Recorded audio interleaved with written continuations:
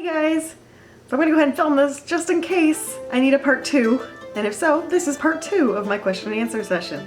Where if you haven't watched part 1, you need to go watch part 1. That was from Friday. Now today is Monday and we're here for part 2 of the question and answer session. Answering questions about theme parks, Disney, Universal, horror nights, travel, my personal life, all of that good stuff. So grab some popcorn and let's get started. Question and answer session part 2. Megan J asks, how did you get into running all the different races? Any training tips? So for me, I got into running through Disney, shocker. But back in 2010, I decided to sign up for the Mickey's Halloween 5K that was held in October 2010. Basically, I'd seen other people posting about running through Disney and it seemed like such a cool thing to get to run through Magic Kingdom in the morning before anyone was there, and the pictures looked amazing. So I hadn't really done any running. I'd done some, like going around the track in high school just as exercise, but I hadn't really done any sort of training for anything longer than a mile, and decided to use this as inspiration to continue working out. So signed up for the 5K. It was through the Magic Kingdom, which I think is the only 5K that has ever gone through the Magic Kingdom since 2010. It was amazing. We came through Magic Kingdom and they were playing Halloween music and it was just a blast. I'll dig up some pictures from it if I can here. And so at that point I had the bug. So I was still living in Colorado at the time, so I came back for the Halloween 5K and then I came back in February for the Royal Family 5K, and that one became a tradition for me. I have done it for the past 5 years. This will be the first year that I'm not doing it, and that's because I'm doing the Princess Half Marathon instead. Total, which I'll show you guys my medal stash, I have done the Halloween 5K twice, the Royal Family 5K 5 times, the inaugural Walt Disney World 10K, the Enchanted 10K, the Tower of Terror 10 miler 3 times, the Walt Disney World Half Marathon, and the Walt Disney World 5K that goes with the Half Marathon. And then Mike and I did the Wine and Dine Half-ish Marathon since it got shortened to 7 miles. So I don't know what the total is on that, but I've done a lot of Disney races. I've also done some local races. I've done like color runs and that kind of stuff. But it just became my favorite sport. I'm not a team person. I grew up as a dancer, and so competition for me as far as a team sport is very nerve-wracking. I'm way too anxious and way too nervous to ever do like a team sport that involves having everyone's pressure on me. But running is a solo sport. The only person I have to count on is myself. The only person I can disappoint is myself. And that's the type of sport I like to do. I like to push myself. Okay, so Joe TV asks, travel distance aside, if you could only ever visit Disneyland or Magic Kingdom for the rest of your life, which park would you pick and why? Oh, Joe, that is such a difficult question. Obviously, I've been to Disneyland once before. I went in 2010. And I've been to Magic Kingdom a ton of times in my life. And it's a really difficult question because despite the fact that the two overlap so much, it's two very different experiences.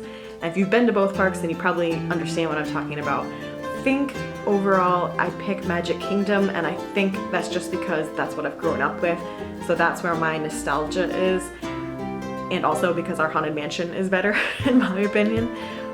I think that Disneyland has a magic that is very special, and I don't know if it's just because personally Walt was actually there. It's actually Walt's park that makes it more special to me, but it just has that feel of being the original, and when you're there it just has a little bit of extra pixie dust, I don't know, just a little bit extra to it that you can just tell that it's the original. Magic Kingdom is definitely a little more polished, it's bigger, there's more space, which is a benefit with how busy we get, but Disneyland has some special magic. But if I'm only gonna get to do one for the rest of my life, I would have to pick Magic Kingdom just because we've got the People Mover, and I love the People Mover, and our Haunted Mansion is just, it's a better experience overall. Universal Junkie asked, what park do you like more, Disney or Universal? How old were you your first time at Universal? And do you like Kumba at Busch Gardens? One, do I like better Disney or Universal? This is an impossible question to answer because they are so different. They offer such different experiences. There's no possible way. Like for me, not only does Universal have a very special place in my heart, now they have Harry Potter, and as a huge Harry Potter fan, Diagon Alley is pretty much my favorite thing if I had to choose one thing other than Epcot, because we all know I'd pick Epcot over everything, but if Epcot nostalgia didn't exist and I could only pick one thing in Orlando, I would just go to Diagon Alley like every time. So personally, I love them both equally. So I'm dodging that question because it's not fair.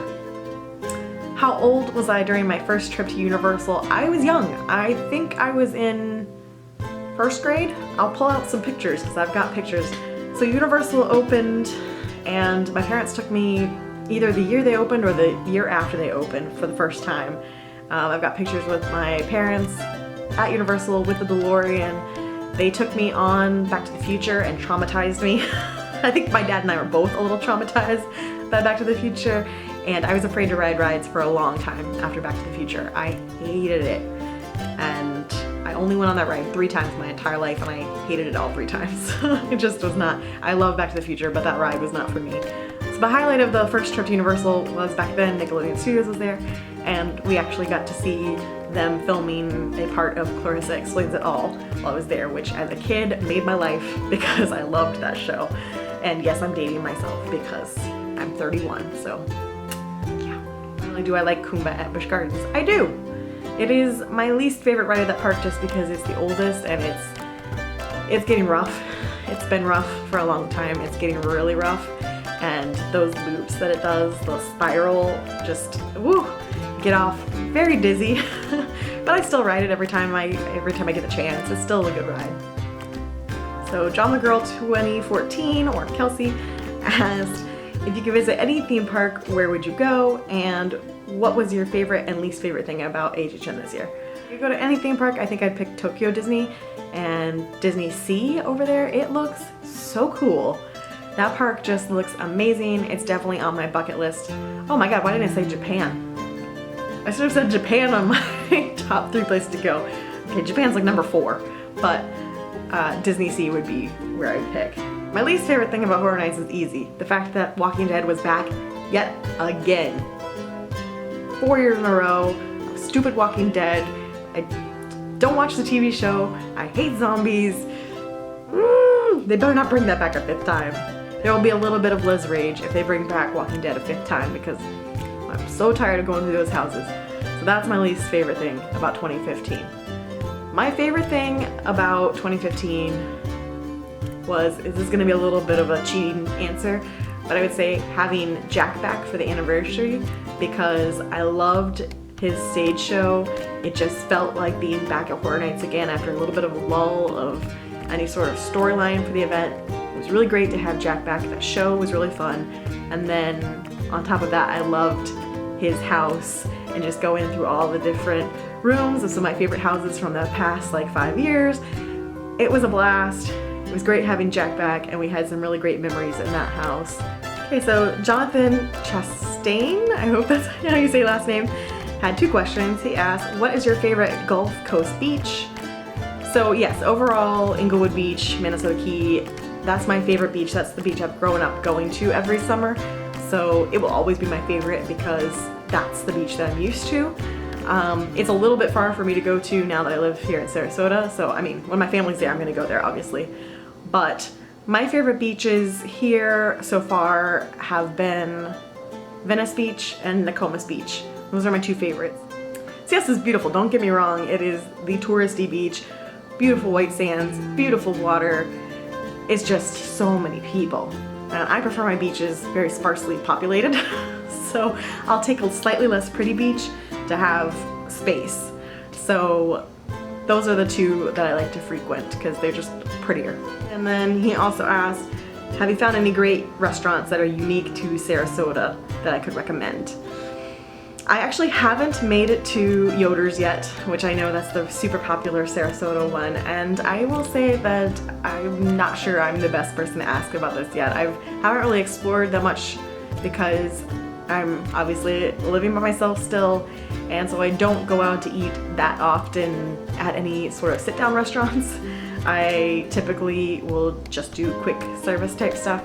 Obviously, I love Yo Sushi that's in the Bradenton Mall, but again, that's not like it's fine dining, it's just a really fun place to eat. But yeah, I haven't really had a chance to explore that much, sadly. So I have way more recommendations for Houston. If you want Houston ones, I've got tons. Mike asks, Liz, if you had one wish to be able to stay at a theme park for a week, what park would it be? I think I would say, in this particular instance, I would opt for Disneyland. That's just because I've had the least amount of time to experience Disneyland. My first trip was a whirlwind, just weekend trip. I had 2 days at both parks, and now this trip, I think we're gonna end up spending 3 days. Well, it's really gonna be like 2.5 days because of the half marathon. So I haven't gotten to experience just a leisurely Disneyland trip where I don't feel like I'm rushing to see everything, and there's so much at those parks. They're so much more condensed than the Walt Disney World Resort because you've only got 2 parks. So I'm hoping that we won't feel rushed this trip. I'm coming in with a little more knowledge than I did the last time, but still, it would be the one where if I could take like a week-long vacation, I would opt to go there just to get to experience it all, really get to relax while I was there. But it's also tempting to say Universal and just spend a week at Cabana Bay because I love that resort and it would be so awesome just to relax at Cabana Bay. John P. asks, what was your favorite now retired show, parade, firework at Walt Disney World? I had to think about this one for a while because I am admittedly not a parade person and not really a show person aside from Fantasmic. Typically, when I'm at Walt Disney World or Magic Kingdom, I am all about the rides. So I am rides, and fireworks or parades or shows are just a perfect time to get on rides while everyone else is busy watching those things. That's my philosophy most of the time. That said, the thing I miss most from Walt Disney World is the Pirates and Princesses party, and thus the Pirates and Princesses parade. It was similar to the Mickey's Not So Scary Halloween party where it had its own parade and it was pirates themed. If you know me, I love pirates. So I'm very sad that that whole event went away because I had a blast at it. I loved it. The parade was just so much fun. Again, pirates. Pirates. Arr. Jeff asks, how many diseases would a woodchuck cure if a woodchuck could cure diseases? Thank you, Jeff. Thank you for that. I hope you're watching. I'm not gonna answer. Side note, Jeff is one of my friends from real life and he's just messing with me, so. Former scare actor, what more do I need to say? He's that guy. John P. also asks, what was your favorite non-Disney vacation you ever took? Where is your dream vacation destination? So I kind of already answered this with the 3 places you want to visit. My dream vacation right now is I would love to combine an England and Germany trip and try to see as much as I possibly could in one go of it. Those are the 2 places that I really love to see, and they're not that far apart, and I'd like to just combine the 2 and get it all done, or as much as I could done in one trip. So that's my dream vacation at the moment. My favorite vacation, non-theme park related. So when I was younger, my parents used to take me to the American Southwest every spring break. We did New Mexico, Utah, Arizona, all those places, and I fell in love with the culture out there. I mean, look at the shirt. Like, I'm very much influenced by the Southwest. It's what I studied in grad school, was the ancestral Puebloan population that lived in that region long time ago. And it's just been one of my highlights for sure, was all of those trips, and it influenced my life greatly. I think my favorite trip that I've taken has been the Colorado trip that Mike and I took in May 2014, because as you guys know by now, I lived in Colorado for 4 years, and there were multiple places that I'd driven through and really wanted to visit and spend time as a tourist, and Mike and I took that trip. And it was so much fun because I'd been all those places, I kind of knew where we were going. They were all places that I fell in love with, and it was so much fun to share them with him, including Mesa Verde, which is like one of my favorite places in the world. And then this thing happened that we thought was going to be a disaster, where a freak blizzard came through. It was May, and we're about halfway through the trip, and this blizzard was threatening us and threatening our plans because we were having to drive through the mountains to get places. And so it put a little wrench into the plans I had in place, but we changed our course a little bit and ended up in Ouray, Colorado for the blizzard. And it's just a highlight. It's one of the favorite things I've ever experienced. We were at a beautiful bed and breakfast, a historic bed and breakfast called the Beaumont, and the blizzard came through. We bought bathing suits and went to the hot springs, and we're sitting in the hot springs with it snowing. I mean, it was just magical. And we spent the whole day there. By the time we woke up in the morning, the blizzard was done, and it was beautiful. And I didn't vlog nearly as much as I would like, partially because Mike and I were still new on dating and he was still not so sure about the vlogging himself, and feeling even more shy than he is now. And also because we spent a lot of time in the hot springs and I wasn't gonna bring my camera in the water. I wish I had more footage of that trip, but the memories are so vivid and it's just such a special experience that I will remember for the rest of my life and hope to repeat sometime. I don't know if we'll ever get the blizzard timed correctly to be in the hot springs while it's snowing again, but it was amazing. And I'll put a card for those vlogs up here if you want to go back and watch what I actually did film while we were there. Jake asked Coke or Pepsi, and he never asked me a more serious question, so I'm gonna answer that one. And I'm gonna say my answer is Coke Zero. Coke Zero or Cherry Coke Zero, that is what I drink all the time unless Pepsi's on sale, and then I'll get Diet Pepsi. But I am a Coke Zero fiend. I love Coke Zero. Disney at Heart asked, what park changes are you most excited for?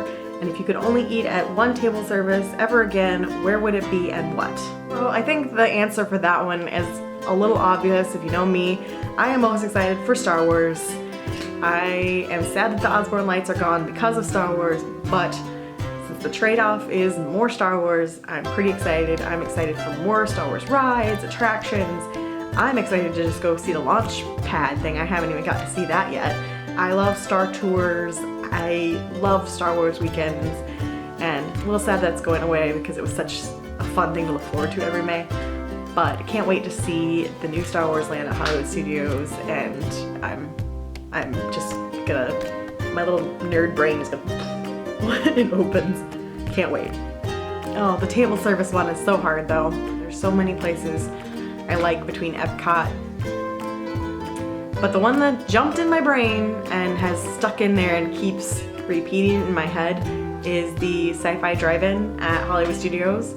The food is not anything that incredible. It's not that wonderful or anything you'd really write home about, but the experience and the atmosphere is so awesome. I love the 50s and 60s. It's definitely something that I'm a little obsessed with, and so the idea of being in a drive-in theater, and then the fact that it's sci-fi, which is another thing I'm completely obsessed with, it's just a super fun experience. It's very romantic if you're like on a date with somebody because it feels like you're outside in the dark at a drive-in. But love it. I've only gotten to eat there once. It's on my bucket list to take Mike there, and it just hasn't worked out yet with our trips. Hopefully maybe someday they'll change the menu and then I can say I would write home about the food too, but I love being there. But I'm gonna cheat a little bit because your follow-up question was where would it be and what? Since you asked what, I'm gonna answer a second version of the question of if I could only eat one table service meal for the rest of the time and not involve the location, what would I pick? And I don't know why I'm doing that to myself because it's not gonna be an easy answer for that either, but I'm doing it. So, after much deliberation on that question, I don't know why I tortured myself by doing that, but I think I would choose the new Mexican restaurant that's at Epcot. It's the one that's across from the actual pavilion. I've eaten there twice now. Their food is delicious, but the main thing that's amazing is their chorizo queso. It's like actual cheese. It's not liquid cheese. It's real like stringy, delicious cheese, and they bring tortillas and it's got chorizo on it. It is so good, not healthy for you in the least bit, but I love Mexican food and I love queso, so that would do it for you. I would have a heart attack and die probably within 5 years of eating that all the time, but it would be a delicious, delicious experience. So I think I have answered all of the questions. I've checked twice. I think I have covered everything. So thank you so much for sending the questions and letting me just chat with you guys for these 2 days while I am at Disneyland. Okay, so that concludes part 2 and the final part of the question and answer session. It is now Monday, and that means that I am currently at Disneyland yet again, and hopefully having a blast, and hopefully not too sore post Star Wars half marathon, and still able to walk through the parks. Cross your fingers for me. That's gonna be it for this video. I should be back Friday with probably a teaser montage of my trip to California because I'm gonna need some time to get everything ready to go for starting that series, but I'll probably do a little teaser for you guys. Thanks for sending me questions, and I'll talk to you guys again soon. Bye. And my favorite amusement park food or drink, I'm just gonna go with pretzels. Disney has like the cheese pretzels. There's so many different varieties of pretzels. They have like sweet cream cheese pretzels. I just love soft pretzels, and Disney has so many different varieties. And now SeaWorld and Busch Gardens have like their fancy pretzels, like bacon pretzels and mustard pretzels and pizza pretzels and all that. So pretzels. We're just gonna go with pretzels.